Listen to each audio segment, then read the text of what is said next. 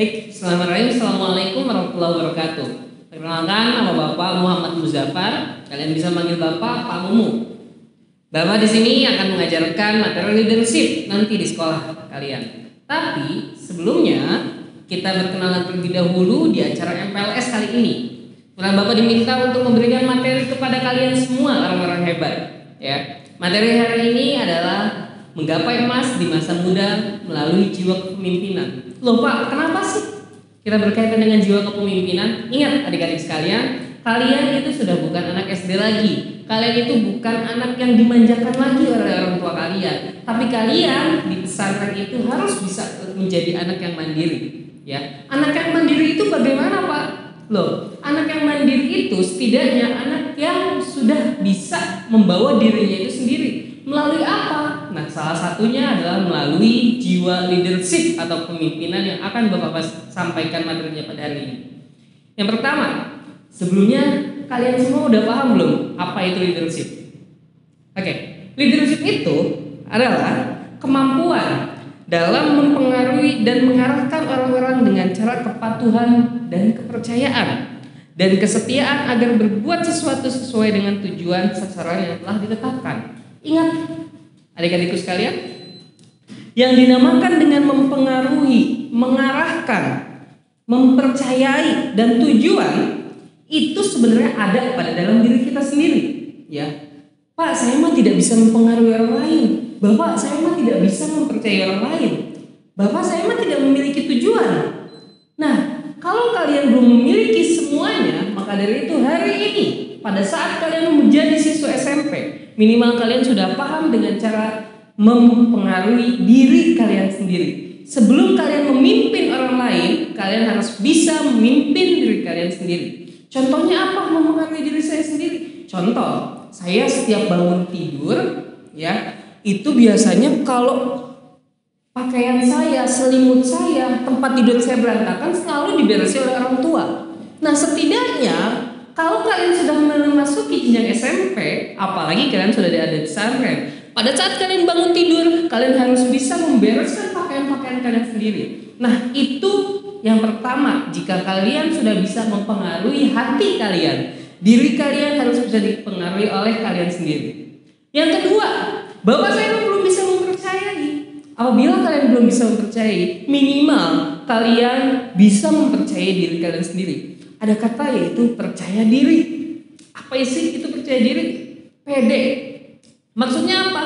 Kalian itu sudah SMP, sudah harus yakin terhadap diri saya sendiri. Saya yakin nih, apa yang saya lakukan ini benar, apa yang saya lakukan ini baik, dan apa yang tidak saya lakukan ini kurang baik. Nah, kalian harus yakin. Atau contoh simpelnya, pada saat ujian, contohnya, saya harus memiliki jiwa percaya diri. Saya tidak akan mencontek, saya tidak akan melihat apa-apa ke teman, tapi saya yakin dengan hasil saya sendiri. Ingat, kalau ujian itu tidak boleh mencontek. Hasil kecil itu lebih baik daripada hasil besar yang mencontek. Lebih baik kalian memiliki hasil kecil, tapi dari diri kalian sendiri daripada kalian memiliki hasil besar tapi dengan hasil mencontek. Itu adik-adikku sekalian. Dan yang selanjutnya, kalian itu harus juga memiliki yang namanya tujuan. Bapak, saya bingung Pak, datang ke sini saya mau apa sih? Pada saat nanti kalian datang ke pesantren, kalian mau apa? Kira-kira mau makan doang atau mau pindah tidur doang? Bukan. Tapi pada saat kalian datang ke sini nanti, kalian itu harus bisa memiliki tujuan, yaitu satu tujuannya, thalabul ilmi, atau kalian memiliki tujuan yaitu mencari ilmu. Ya. Pada saat kalian mencari ilmu, banyak sekali nanti cobaan. Tapi kalau kalian ingat dengan tujuan kalian, insya Allah cobaan-cobaan itu akan hilang. Salah satu contohnya, nanti kalian bisa aja yang siswa baru yang jauh dari orang tua, kangen, atau ada sakit, ada apa yang lainnya. Jika kalian sudah memiliki jiwa leadership pada hati kalian, pada diri kalian, insya Allah hati kalian, jiwa kalian akan teguh, kokoh untuk berada di jalan Allah dalam mencari ilmu, khususnya di pesantren ini. Oke, selanjutnya, kalau di dalam jiwa kalian sudah memiliki rasa percaya diri, sudah memiliki rasa ingin tahu tujuan yang jelas, maka kalian sudah memiliki tujuan yang pasti. Ingin apa saya datang ke sini? Ilmu apa yang akan saya dapatkan di sini nanti? Nah, ingat, kita sebagai manusia, ya, adik-adik juga sebagai manusia itu sudah diciptakan oleh Allah pastinya untuk menjadi seorang pemimpin. Loh Pak, saya mah belum bisa jadi pemimpin, saya mah masih anak kecil Pak, saya mah baru lulus SD kemarin. Ingat, bukan hanya menjadi seorang pemimpin itu yang bisa memimpin negara, bukan seperti itu pemimpin, tapi minimal kalian juga harus bisa memimpin diri kalian sendiri, itu juga sudah dikatakan pemimpin. Dalam Al-Quran juga sudah ada adik-adikku sekalian, yaitu dalam surat An-Nisa ayat 59. Ya ayyuhalladzina amanu atiullaha wa atiur rasul wa ulul amri minkum. Nah, seperti itu bunyinya. Jadi Allah sudah mensyariatkan manusia di dunia ini, di muka bumi ini adalah sebagai pemimpin.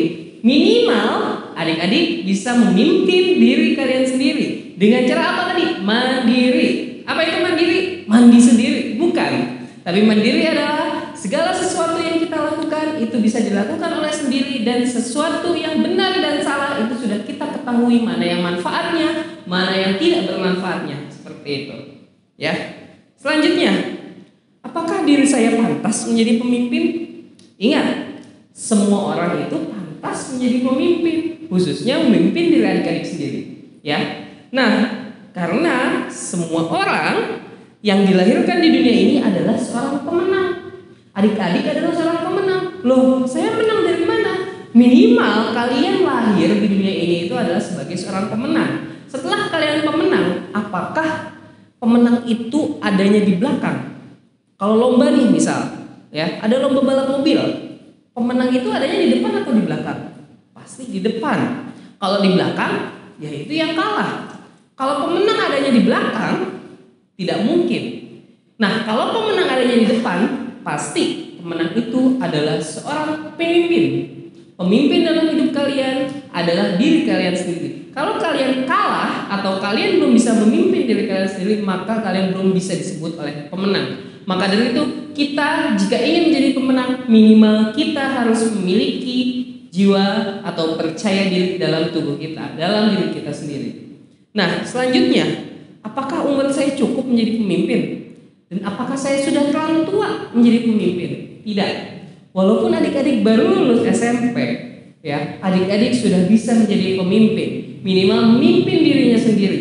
Contohnya, pada saat nanti kita datang ke pesantren, ya, yang membawa diri kita sendiri, yang ingin membawa kita kesuksesan kita adalah adik-adik sendiri, bukan orang tua. Karena apa? Tujuan adik-adik kesini adalah mencari ilmu, ya. Apabila adik-adik kesini salah tujuannya, maka adik-adik gagal dalam memimpin diri adik-adik sendiri, ya. Apabila adik-adik masih kangen misalnya nanti ke orang tua atau masih kangen keadaan rumah, adik-adik harus bisa mengontrol diri adik-adik sendiri. Minimal adik-adik bisa menghilangkan rasa itu dan ingat pada tujuan awal kalian, yaitu apa? Datang ke sini adalah mencari ilmu. Ingat, mencari ilmu di pesantren itu lebih indah daripada mencari ilmu di rumah. Mengapa? Karena di pesantren itu kita lebih banyak kenalan, lebih banyak belajar ilmu agama. Sedangkan mencari ilmu di luar belum tentu, ya. Kita bisa mencari ilmu agama dengan luas, belum tentu kita bisa menghindar dari pergaulan bebas. Karena pergaulan bebas di luar lebih bahaya daripada pergaulan pesantren. Kalau di pesantren kalian mungkin nanti pagi bangun tidur, kalian sudah ngaji, setelah itu kalian sekolah, pulang sekolah istirahat, setelah itu ngaji lagi sampai malam, hingga seperti itu seterusnya. Dan apa hasilnya? Banyak sekali orang-orang sukses yang berasal dari pesantren. Minimal kalian bersyukur berada di sini, di tempat ini, di pesantren ini. Kalian akan dibentuk menjadi orang-orang yang mampu memimpin diri kalian sendiri dan mampu menuju kesuksesan diri kalian sendiri. Selanjutnya, ingat, sifat-sifat seorang pemimpin, ya, itu yang pertama itu harus memiliki jiwa sosial. Jiwa sosial maksudnya gimana nih? Maksudnya jiwa sosial, kalian itu harus bisa berbagi dengan teman kalian. Di saat teman kalian sakit, kalian harus memberikan perhatiannya. Karena apa? Pada saat di pesantren kalian tidak bisa hidup sendiri. Karena manusia diciptakan untuk hidupnya saling berdampingan, berkebutuhan dengan orang lain. Seperti itu. Nah, pada saat kalian sakit pula sama. Ya, kalian tidak bisa berobat sendiri, datang sendiri ke sana belum tentu bisa. Tapi kalian juga harus butuh bantuan dengan teman-teman kalian. Jiwa sosial yang positif. Kalau jiwa sosial yang negatif itu tidak boleh. Contoh, ada teman misalnya susah ulangannya, kalian ingin memberikan contekan, itu salah. Ya, itu bukan kalian membantu, justru kalian yang menjerumuskan teman kalian kepada kejelekan. Itu jiwa sosial. Yang kedua, seorang pemimpin harus punya energi. Pada saat kalian datang ke pesantren, kalian ingat tujuan awal kalian, yaitu mencari ilmu. Tujuan mencari ilmu apa? Apabila kalian sudah ingat tujuan, maka harus siapkan energi. Seorang leadership, seorang pemimpin harus semangat dalam mencari ilmunya, ya. Dalam menghadapi segala tantangan itu harus semangat, tidak loyo, ya. Karena tidak ada pemimpin atau pemenang di dunia ini yang loyo, ya. Lihat seorang orang yang menang juara apa, pasti dia itu orang yang semangat. Tidak ada satupun seorang pemimpin itu yang loyo. Lanjut, harus memiliki komunikasi. Seenggaknya setelah adik-adik sudah beranjak ke SMP, adik-adik itu sudah bisa berinteraksi sosial. Jangan dipendam. Jadi kalau adik-adik punya masalah sendiri, itu jangan dipendam masalahnya. Tapi adik-adik itu harus mengungkapkan apa yang adik-adik inginkan, apa yang adik-adik ada dalam pikiran adik-adik sekalian, itu harus diungkapkan dalam bentuk komunikasi. Harus lebih terbuka, harus lebih belajar berbicara, seperti itu. Lanjut, adik-adik juga harus mengendalikan emosi. Ya, kita sebagai seorang pemimpin, khususnya nanti pada saat adik-adik di pesantren, adik-adik juga harus bisa menahan emosi adik-adik. Karena apa? Di pesantren juga mungkin tidak dari berbagai daerah, dari berbagai karakter nanti bakal ditemukan oleh adik-adik. Tapi apabila kita bisa sabar, karena sabar itu adalah sebagian dari iman. Apabila adik-adik bisa sabar, adik-adik juga akan mampu melewatinya dengan mudah. Selanjutnya ada yang namanya disiplin. Ya, adik-adik harus mulai berdisiplin dari sekarang. Yang awalnya belum disiplin, hari ini yuk sama-sama kita bangun rasa jiwa kedisiplinan dalam diri kita. Dari mulai apa? Minimal sholat 5 waktu yang dulunya masih bolong-bolong, atau yang dulunya masih kadang-kadang, atau yang dulunya belum tepat waktu. Hayo, hari ini kita niatkan dalam diri kita kalian, kita akan sholat waktu tepat waktu. Minimal disiplin seperti itu yang akan diterapkan di pesantren nantinya. Lalu apa disiplin apa? Khususnya mungkin disiplin di sekolah. Pada saat kalian datang ke sekolah, kalian harus menggunakan seragam, kalian harus membawa buku pelajaran yang bersangkutan pada hari itu. Dan yang selanjutnya adalah motivasi diri. Kalian juga harus punya semangat hidup kalian dalam di pesantren. Kalian juga harus bisa memotivasi diri kalian. Apa tujuan kalian di sini? Lalu apa yang akan saya bawa pulang nanti ketika saya lulus dari pesantren ini? Minimal kalian bisa mendapatkan ilmu yang bermanfaat, entah ilmu agama ataupun ilmu umum, seperti itu.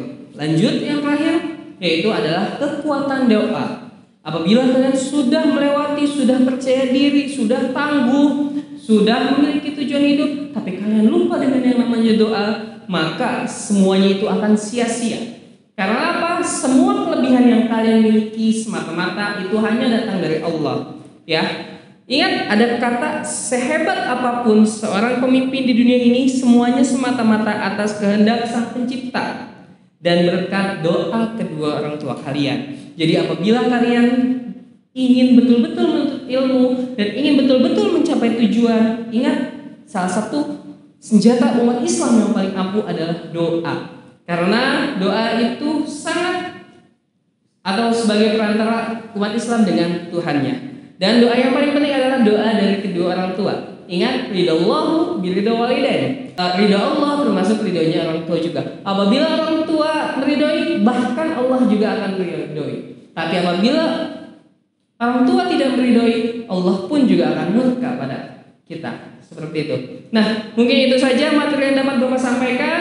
Kurang lebihnya mohon maaf. Tetap semangat dan sampai ketemu di Pondok Pesantren Al Kausar 561. Wassalamualaikum warahmatullahi wabarakatuh.